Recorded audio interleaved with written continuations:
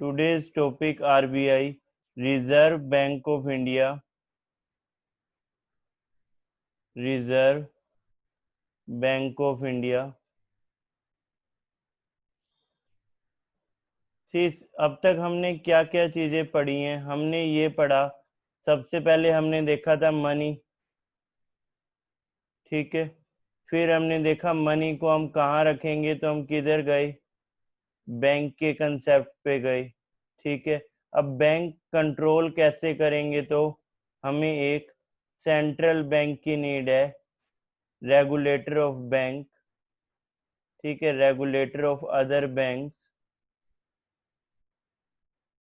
हमें एक ऐसा बैंक चाहिए जो बाकी बैंकों को रेगुलेट करे, क्योंकि हम बैंकिंग सिस्टम में लोगों का एक ट्रस्ट है, हम उसको ब्रेक नहीं कर सकते हैं। एक बैंक ने कह दिया मैं 10% इंटरेस्ट ऑफर करूंगा सेविंग अकाउंट पे, बाकी बैंक क्या करेंगे, उन्हें भी करना पड़ेगा। तो इस वजह से भी ना हो जाए कि एक बैंक डिसाइड कर ले हम तो डूबेंगे तुम्हें भी ले डूबेंगे, ठीक है। तो कहीं तो कुछ तो होना चाहिए इसके लिए, कौन रेगुलेट करे इसे। तो यहाँ हम देखते हैं सेंट्रल बैंक का रोल आएगा, ठीक है। Central bank, regulator of other bank, और सबसे बड़ा बैंक भी ये सेंट्रल बैंक ही होगा, इसलिए हम कह सकते हैं एपेक्स बैंक।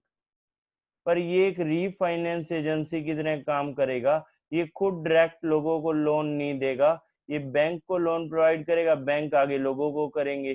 तो हमने यहाँ स्टार्ट किया मनी से। मनी में हमने पढ़ा था फ्रॉम बार्टर टू बिट्स, ठीक है। मनी में हमने ये पढ़ा था बार्टर टू बिट्स, कैसे बार्टर सिस्टम से क्रिप्टो करेंसी तक हम लोग गए, ठीक है, फ्रॉम बार्टर टू बिट्स। और बैंक में हमने ये पढ़ा था बैंक की नीड क्या है, ठीक है, need of bank, history of bank, classification of bank. ये टॉपिक हम ऑलरेडी बैंकिंग में देख चुके हैं, और इसमें अब सबसे इम्पोर्टेंट टॉपिक रहता है जिसके बाद हम बाकी क्लासिफिकेशन को और अच्छे से समझ पाएंगे, वो टॉपिक है हमारा सेंट्रल बैंक, एपेक्स बैंक या रेगुलेटर ऑफ अदर बैंक, ठीक है। तो आरबीआई की हिस्ट्री में जाते हैं। कर्टन खुल रहा है धीरे धीरे, देख रहे हो आप, भारतीय रिजर्व बैंक। ये देखो यहाँ टाइगर भी आपको शो हो रहा है, ये पाम ट्री है, ये सिंबल क्यों बनाया, क्या रीजन है, सब कुछ देखने वाले हैं इसके बारे में, ठीक है। तो आरबीआई यहीं से आप देख रहे हो, तो इसको हम लिख देते हैं टॉपिक। ये क्या हो गया, ये टॉपिक हो गया आरबीआई, ठीक है। लोड हो रहा है अभी तो आरबीआई, ठीक है, सब लोग ज्वाइन कर ले, उसके बाद हम देखते हैं इसे। तो ये आरबीआई लोडिंग का पॉइंट चल रहा है।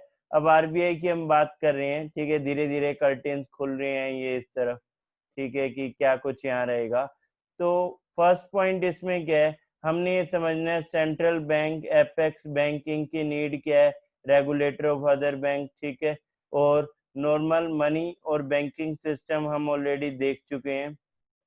जब हम आरबीआई की बात कर रहे हैं या किसी भी बैंकिंग सिस्टम की हम बात करें, तो हमारे मन में पहला क्वेश्चन ये होता है, अगर हम बैंकिंग की बात करें और बैंक में भी हम सेंट्रल बैंक की बात करें, ठीक है, इंडिया के लिए हम सेंट्रल बैंक की बात कर रहे हैं, तो हमें आंसर मिला आरबीआई।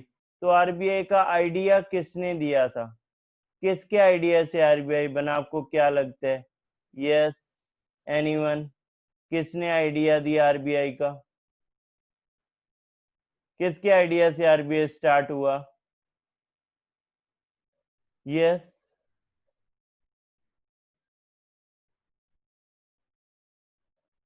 यस, आरबीआई के हम आइडिया की बात कर रहे हैं, तो इसके लिए हमें याद रखना है। अब कुछ लोग ब्रिटिशर और उनको फॉलो करते रहते हैं, उनके आइडियाज को, जब हमारे पास हमारे लोग हैं, हमारे ब्रिलियंट हैं, हमारे जीनियस हैं, हर फील्ड में हैं, एंशियंट इंडिया में भी थे, मेडिवल में भी थे, मॉडर्न में भी हैं, अब भी हैं, तो हम क्यों हर बार उन्हीं के मॉडल को फॉलो करें?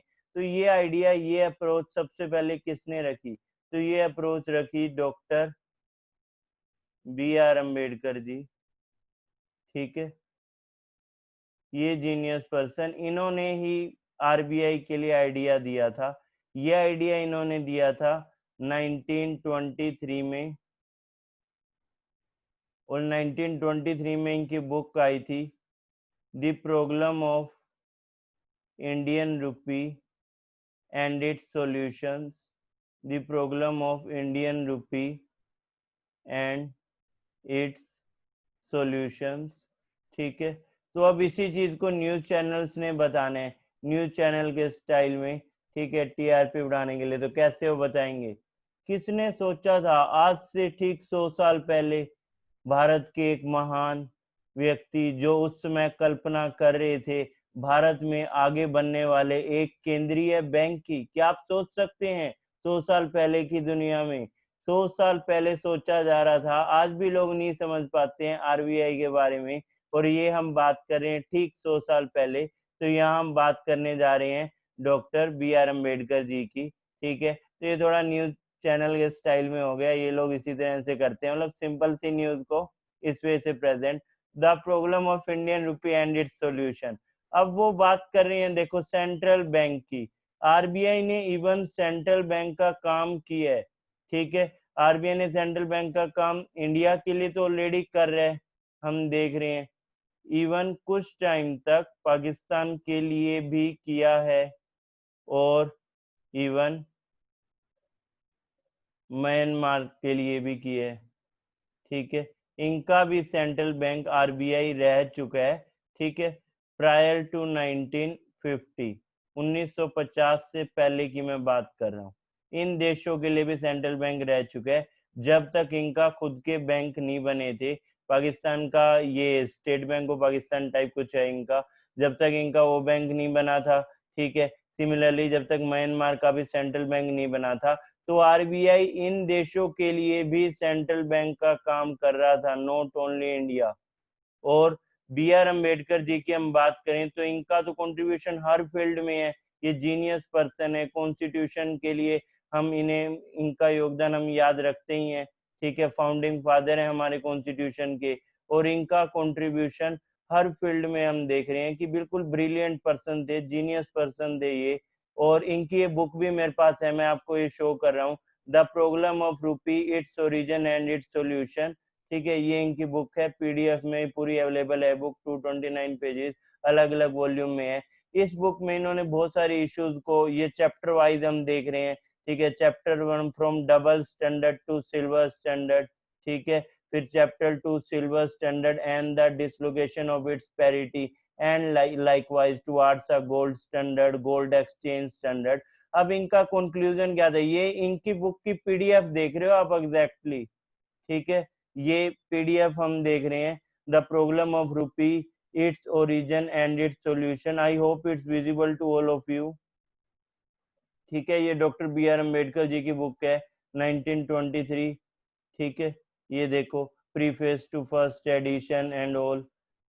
ठीक है, ये doctor B R Ambedkar ji की हम बात कर रहे हैं। तो हम जब इस बुक को हम देखें, क्योंकि इंडिया में सबसे पहले जो लोग थे जो प्रोफेसर पॉलिटिकल इकोनॉमी के बने, मॉडर्न हिस्ट्री की तरफ जब हम बढ़ते हैं, बॉम्बे के कॉलेज में इन्होंने इकोनॉमिक्स पढ़ाई भी थी बी आर अम्बेडकर जी ने, सिर्फ पॉलिटी नहीं। इनको हम देखें तो मल्टीपल सब्जेक्ट्स में इनको महारत हासिल थी, और पढ़ लिख के इन्होंने इस, हम कह सकते हैं, इस चीज को अचीव किया। तो ये सारा इस बुक के बारे में हम देख रहे हैं। ठीक है, आगे पूरा डिटेल है इस बुक के बारे में, चैप्टर वाइज ये एज इट इज पूरी पीडीएफ है। ठीक है, समझने के लिए मैं इस बुक का गिस्ट आपको बता देता हूँ कि इस बुक में एट लास्ट मेंशन क्या है, किस चीज को, किस प्रॉब्लम को इन्होंने एड्रेस किया है। एक तो आप समझ गए हैं कि इस बुक में बी आर अम्बेडकर जी ने किस चीज को एड्रेस किया है। इस बुक में उन्होंने एड्रेस किया है कि क्या हमें नीड है सेंट्रल बैंक की? तो बिल्कुल हमें नीड है भाई सेंट्रल बैंक की। ठीक है, पहला पॉइंट तो उसमें यही बताएंगे। और वो इसमें क्या बता रहे हैं, दूसरा उन्होंने इसमें ये पॉइंट भी बताया है कि अगर हम उस टाइम की बात करें, मेन फोकस उस टाइम की गवर्नमेंट का क्या था? तो उनकी गवर्नमेंट का फोकस ये था कैसे वो लोग प्रमोट करें ब्रिटिश एक्सपोर्टर्स को और उनके गुड्स इंडिया में सेल करें। और इस वजह से उन्होंने ओवर वैल्यूड एक्सचेंज रेट रखा था, हेल्प करने के लिए ब्रिटिश एक्सपोर्टर्स को, so that they can sell their goods in India. ठीक है, तो ये भी हम देख रहे हैं। अब वापस हम अपने टॉपिक पे आते हैं, इस बुक के साथ आगे बढ़ते हैं। ठीक है। तो इन्होंने इस बुक में ये दिखाया था कैसे ब्रिटिश एक्सपोर्टर्स को उस टाइम फेवर मिल रही थी, फेवर हो रही थी इंडिया में, ठीक है, favour in India that time, और एक्सचेंज रेट जो था वो ओवर वैल्यूड था, ठीक है, एक्सचेंज रेट ओवर वैल्यूड था।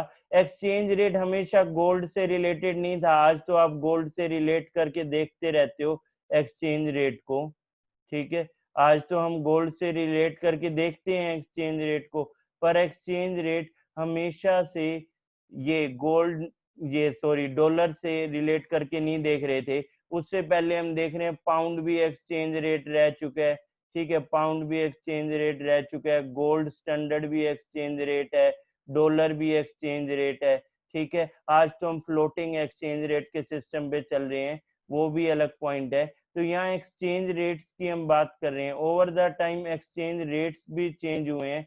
तो ये एक्सचेंज रेट्स के ऊपर क्वेश्चन किया था बी आर अम्बेडकर जी ने, तो इन्होंने इस तरफ ध्यान लगाया और बताया क्यों जरूरत है। अब इंडियंस की बात को देखो, कम वैल्यू देते थे ब्रिटिशर, एक इंडियन ने कहा इस बात को कहा तो वो इसे क्रेडिट नहीं देंगे, वो क्रेडिट देना चाहते थे खुद को। उन्होंने हमारी सब साइंटिफिक डिस्कवरीज जो वेदास में लिखी हैं, इंडियन हिस्ट्री में कितना कुछ है, कितना आप सीख सकते हो, आप इमेजिन नहीं कर सकते हैं, लेकिन उन्होंने उन चीजों को इग्नोर किया और अपने वहां यूरोपियंस का नेम उस पर चिपकाया। यहाँ भी वही कहानी दिखेगी आपको। तो ये लास्ट में किसका नेम चिपका देंगे, बी आर अम्बेडकर जी ने अपनी रिकमेंडेशन दी ब्रिटिशर को, तो एक कमीशन उसको देख रहा था, उसका नेम था रॉयल कमीशन। अब रॉयल, ब्रिटिशर अपनी हर चीज के आगे रॉयल लगा लेते थे, इसका दूसरा नेम है हिल्टन यंग कमीशन, ठीक है, इसी को कह रहे हैं हिल्टन यंग कमीशन भी। क्योंकि मेरा ये मानना है जिस टॉपिक को मैं करवाता हूँ उसके फुल डिटेल में जाता हूँ, तभी ये बी आर अम्बेडकर जी की बुक खोज के लाया आपके लिए और यहाँ पे शो की। मैं सिर्फ टॉपिक को इस पर्पज से नहीं बढ़ाता हूँ पूरा करना है, पढ़ा दिया काम खत्म घर जाओ, नहीं, मैं खुद उसमें उतना इंटरेस्ट लेता हूँ कि ये है क्या, कहाँ से शुरू हुआ, क्या ये आइडिया था, आज कैसे वर्कआउट कर रहा है, जितना मैक्सिमम उसमें मिल के वो हमें करना है सीखने के लिए। और यही मैं आपसे भी एक्सपेक्ट करता हूँ कि बढ़िया से फुल आप अपनी डिटर्मिनेशन से सब्जेक्ट में इंटरेस्ट लेके पढ़ा करें और वही आउटपुट दें जो आपको जॉब दिलवा सकता है, ठीक है। कुछ चीजें नो डाउट आपके सीखने के लिए इंटरेस्ट क्रिएट करने के लिए होंगी और कुछ चीजें आपके लिए डायरेक्ट आउटपुट वाइज होंगी, तो यही सेम चीज मैं आपसे एक्सपेक्ट करता हूँ, ठीक है। यस, अब नेक्स्ट आगे एक पॉइंट और देखते हैं। यस, ठीक है, वॉइस का तो अभी कोई इश्यू नहीं है।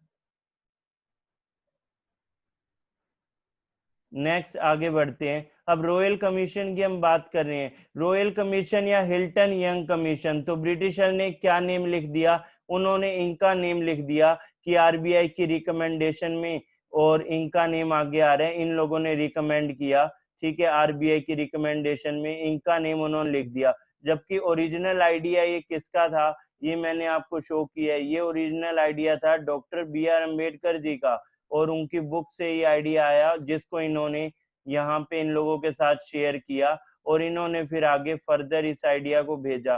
पर ब्रिटिशर ने जनरली पहले इस आइडिया को माना नहीं, क्यों नहीं माना, इंडिया में जो बैंकिंग सिस्टम जो ब्रिटिश रन कर रहे थे, जो 1770 में आपको बताया था मैंने, बैंक ऑफ हिंदुस्तान से जो शुरू हुआ था ये सिस्टम, तो यहाँ से आप समझ सकते हो आरबीआई का हिस्ट्री, ठीक है। अब आरबीआई की हिस्ट्री के लिए मैं आपको बता रहा हूँ कैसे ये हिस्ट्री स्टार्ट हुई, किस वजह से स्टार्ट हुई। तो जो बैंकिंग सिस्टम 1770 में बैंक ऑफ हिंदुस्तान कलकत्ता से स्टार्ट हुआ, तो ये आगे जाके हमने देखा एक इम्पोर्टेंट बैंक बने थे जो 1806, 1840 और 1843 में आए थे, जिन्हें हम क्या बोलते थे, यस, इनका नेम 21 में फिर, और 55 में तो हमने इनको एसबीआई कर दिया है।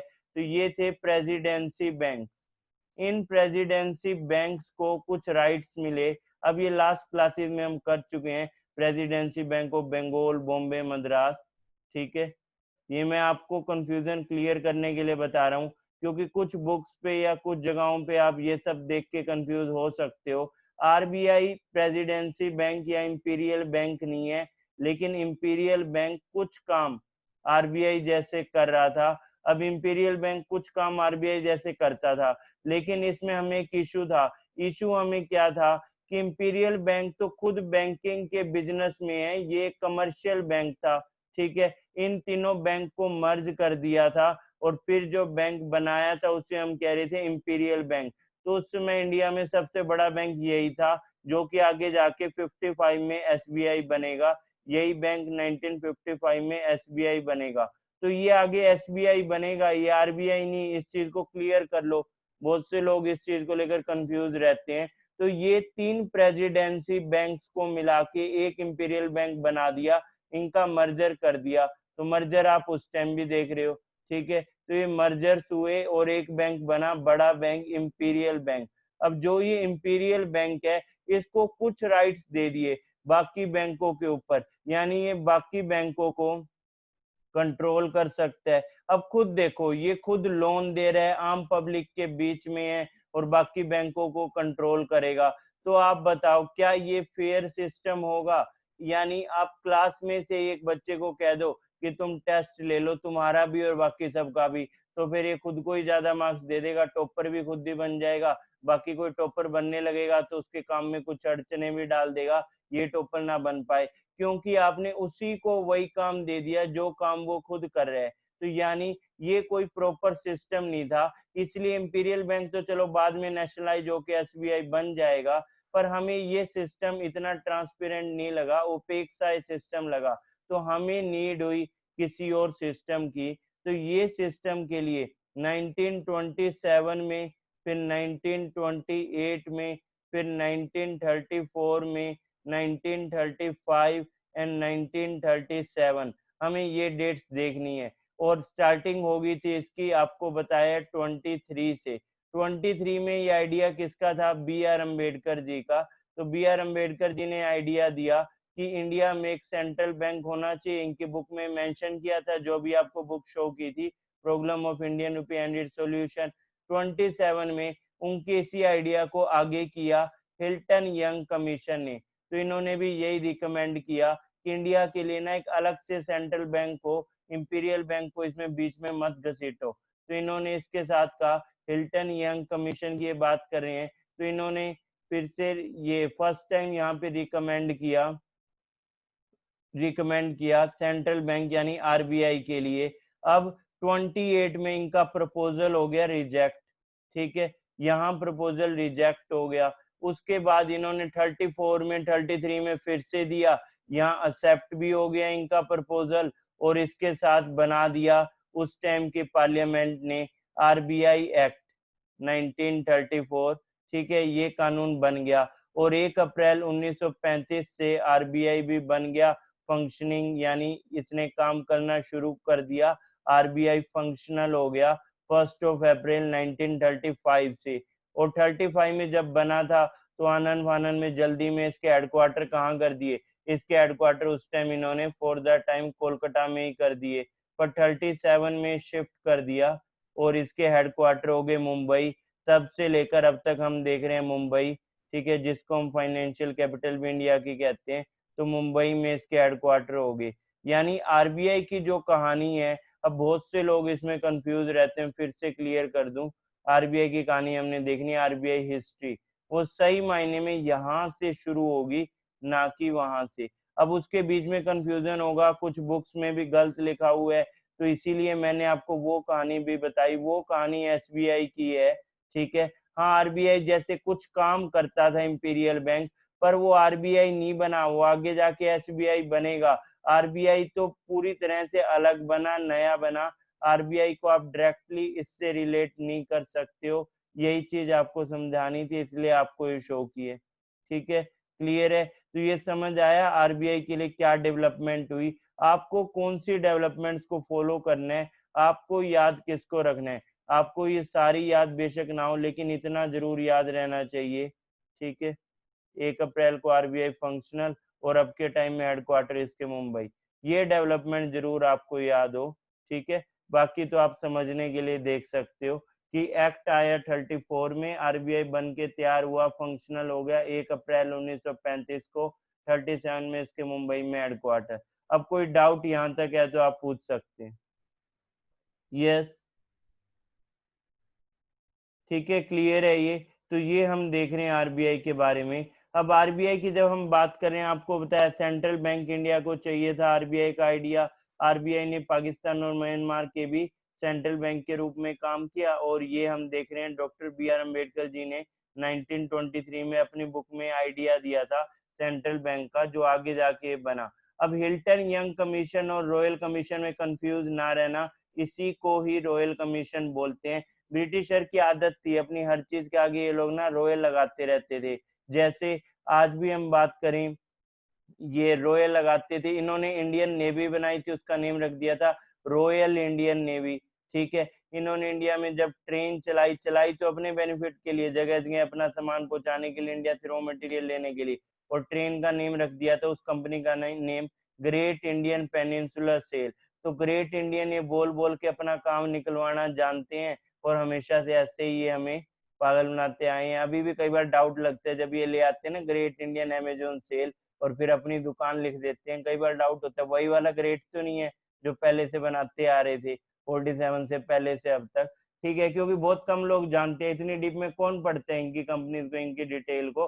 सब प्रेजेंट की बात करते हैं, तो हिस्ट्री में क्या कुछ किया उसको नहीं याद रखते, पर कहीं ना कहीं हिस्ट्री के लेसन भी बहुत कुछ सिखाते हैं। अब हमने 35 तक देख ली है आरबीआई, और 37 में मुंबई में इसके आरबीआई के हेडक्वार्टर बन गए। जब आरबीआई बना तो आरबीआई में सबसे बड़ी अथॉरिटी जो हमने बनाई, ठीक है, सबसे बड़ी पोजीशन जो बनाई उसे हम कहेंगे गवर्नर। ठीक है, तो फर्स्ट गवर्नर आरबीआई के कौन बने थे? फर्स्ट गवर्नर बने सर ओसबोर्न स्मिथ। ठीक है, यानी 35 में सर ओसबोर्न स्मिथ बने। लेकिन हमें एक इंडियन गवर्नर का नेम भी देखना है। अब पहले ओसबोर्न स्मिथ बने थे, सेकंड हम देखे फर्स्ट ओसबोर्न स्मिथ, सेकंड जे टेलर, सेकंड गवर्नर थे टेलर।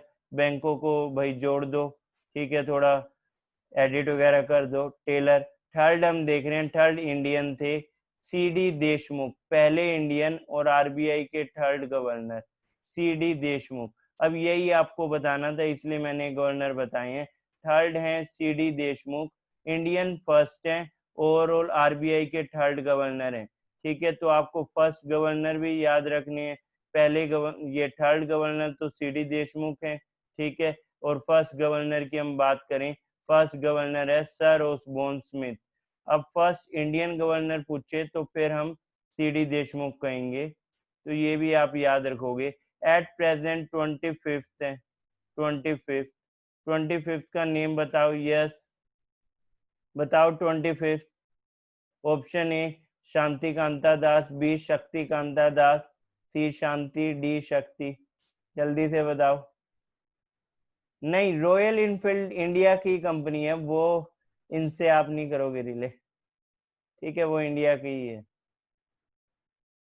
अब तो हम खुद रॉयल हो गए ना इतने साल में, हमें दूसरी कंट्री से रॉयल टैग लेने की क्या जरूरत है। 25th, यस, 25th है शक्ति कांता दास। ठीक है, शक्ति कांता दास। तो ये हम देख रहे हैं 25th और एट प्रेजेंट आरबीआई गवर्नर शक्ति कांता दास जी हैं। अब जो कुछ हमने पढ़ा है उसके रिगार्डिंग कुछ पॉइंट हम डिस्कस करते हैं। जैसे आपको मैंने ये बताया है, अगर हम आरबीआई की बात कर रहे हैं, ठीक है, तो इसमें हमें ये भी समझना है कि आरबीआई के लिए जो सिंबल हम देख रहे हैं, ये सिंबल कैसे आया है, किस वे से आया है, और शक्तिकांता दास जी, इनके बारे में भी आपको बताना है। ठीक है, सारे पॉइंट देखते हैं धीरे धीरे। सबसे पहले हम ये पॉइंट देख रहे हैं। यस,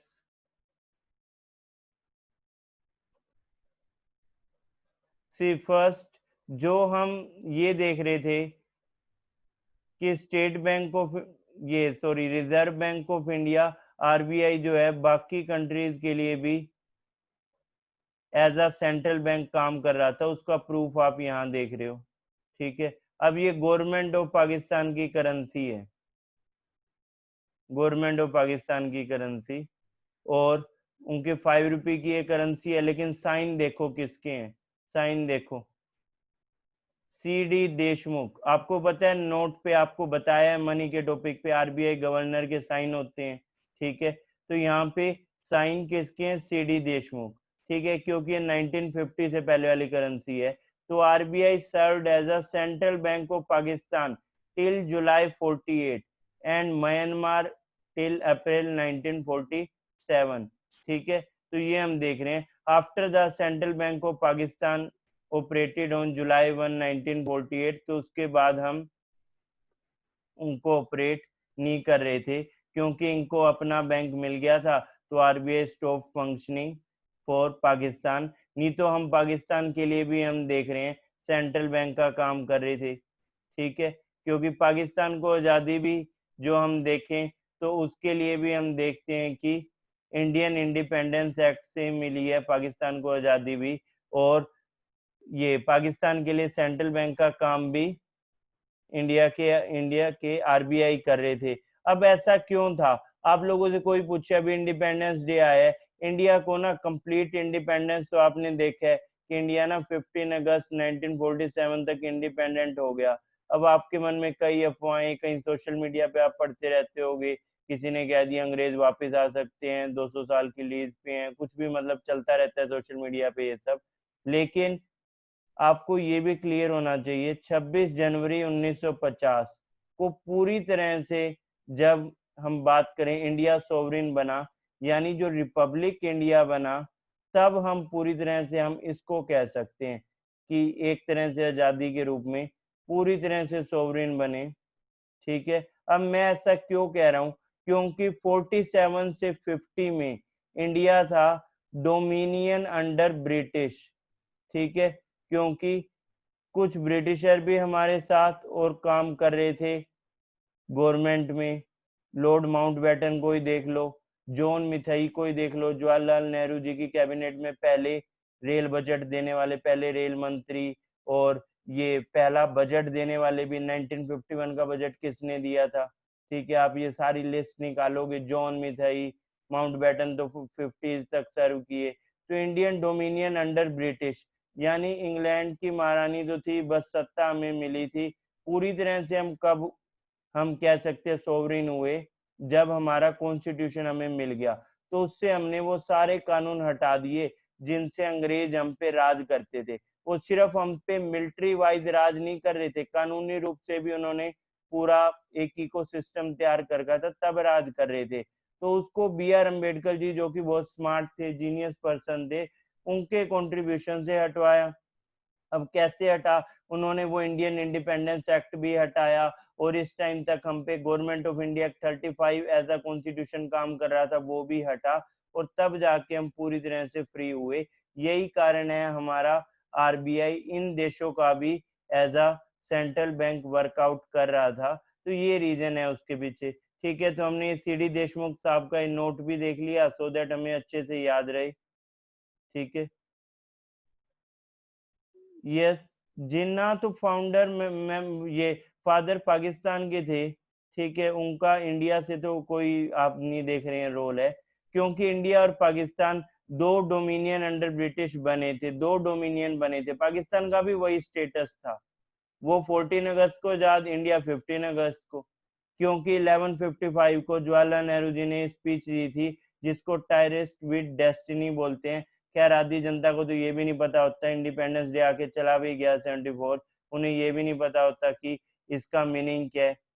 टायरेस्ट टायरेस्ट का क्या मीनिंग होता है? यस, इसका मीनिंग क्या है? जो फेमस स्पीच थी जवाहरलाल नेहरू जी की, भारत के पहले प्रधानमंत्री की, when the whole world sleep India wakes, क्या मीनिंग होता है इस टायरेस्ट का? क्यों ये वर्ड बोले? क्या स्पेशल है इसमें? यस, अब देख लो तुम, अभी आजादी दिवस गए है, किसी ने पीएम की इंडिपेंडेंस डे की स्पीच नहीं देखनी, प्रेजेंट पीएम की, फर्स्ट पीएम का टायरस विद डेस्टिनी नहीं पता हमें, और राइट्स हमें सारे चाहिए देश में, कमियां सब निकालनी है सरकारों में, अपनी रिस्पॉन्सिबिलिटी फंडामेंटल ड्यूटीज पता नहीं है 11 कौन सी हैं, राइट सबको चाहिए देश में। तो देख लो आप, अब खुद देख लो, और कैसे रिस्पॉन्सिबल हमारे इंडिया में हम सब लोग सिटीजन्स हैं।